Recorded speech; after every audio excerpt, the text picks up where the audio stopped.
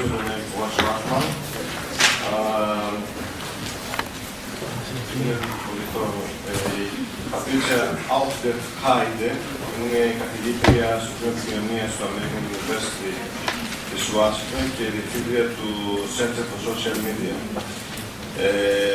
Έχει γράψει πάρα πολλά βιβλία, έχει διατηρήσει μέλος της Κριτικής Επιτροπής για τον εξάρτητο φεστιβάλ κινηματογράφου Sundance και έχει λάβει πολλά δημοσιογραφικά και ακαδημαϊκά βραβεία. Ζητήσαμε να μιλήσει για τις κοινωνικές επιπτώσεις των μέσων κοινωνικής δικτύωσης.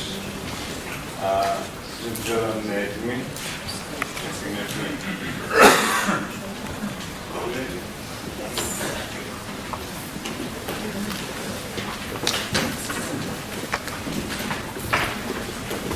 Today, Thanos and I are going to present this because technological challenges may be more than I can manage.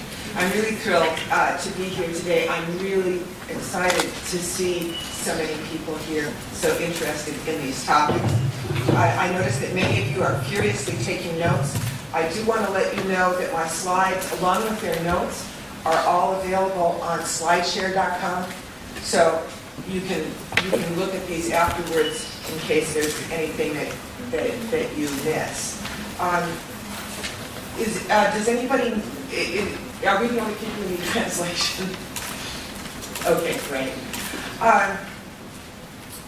So what I'd like to talk about today is making these links between the old world and the new, and I'll be building a lot on what Eric has talked about, and in some cases recapitulating that.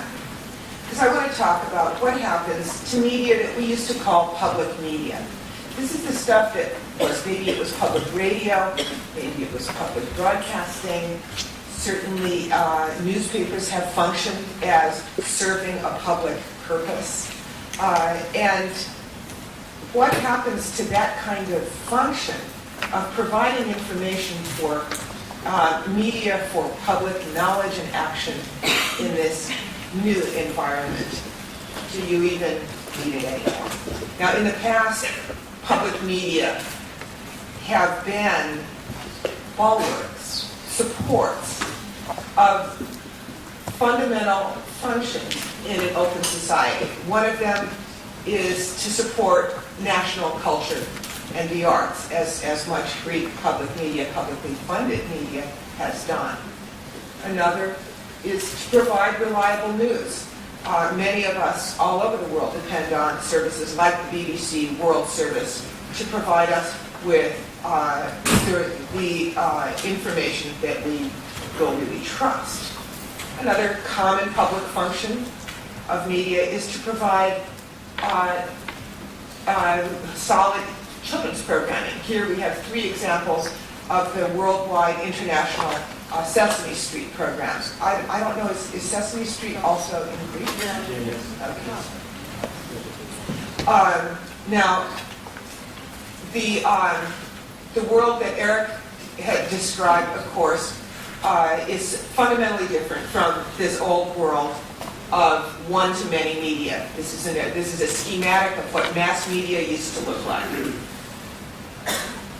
And of course, we now live, whether we want to or not, in a profoundly networked world, although not an equally networked world. And within those networks, there are profound inequalities. We live in a world where internet usage and even social media usage is not just for young people anymore. This is a graph produced last month by the Pew Center for Internet and Society, showing you that this does not have any young people in it. This does not have any teenagers in it. But what it shows you is that about half of the population of users of the internet are over 35. So you have, and this is all in the United States. So you have a generalized practice. And in this environment, you have social media practices that networking via your social relationships really becoming endemic. As we saw, people all here are using Facebook. How many people here have a Twitter account? Great. Everybody who has a Twitter account, can you get out your PDA and tweet this conference? And I would be delighted to refer to you in my own tweets. I'll be tweeting as soon as I get off the stage here. So this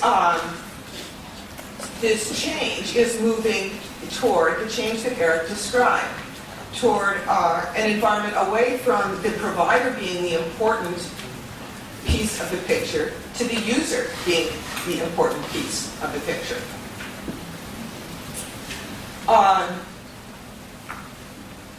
What you're looking at is what happens when people no longer are the audience anymore.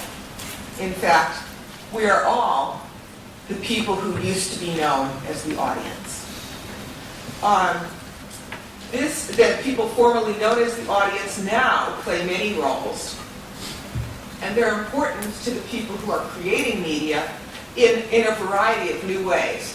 So the slide you're looking at is a slide that was, as we say, crowdsourced. This information was gathered from the crowd. It was gathered at a conference we did a few weeks ago. And in a few minutes, we asked people in the audience to say, who are we when we're no longer the audience? What is it that we are doing with this information? These are just some of the words that people came up with. They're collaborators, they're critics, they're journalists, they're storytellers, they're developers, they're curators, they're ringleaders, they're archivists. They're playing lots of different roles with these information, with this information. So, a time of extraordinary growth and change, and certainly you saw some wonderful examples in Eric's presentation of what the implications are. So the question for people who care about media for public knowledge and action is, what does it mean for all that stuff?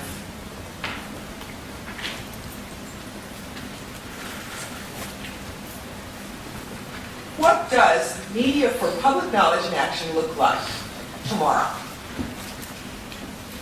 Could it look, for instance, like public radio player? Now here's where Thanos has to come help me. I'm going to see whether I learned my lesson here. Yes. Okay. Public radio player is broadcasting adapted to the iPod era. And I'm going to show you a little video that they made and put on YouTube. Oh, how about audio?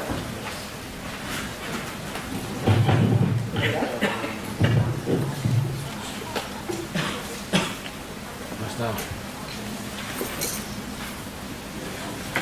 As soon as we get the audio.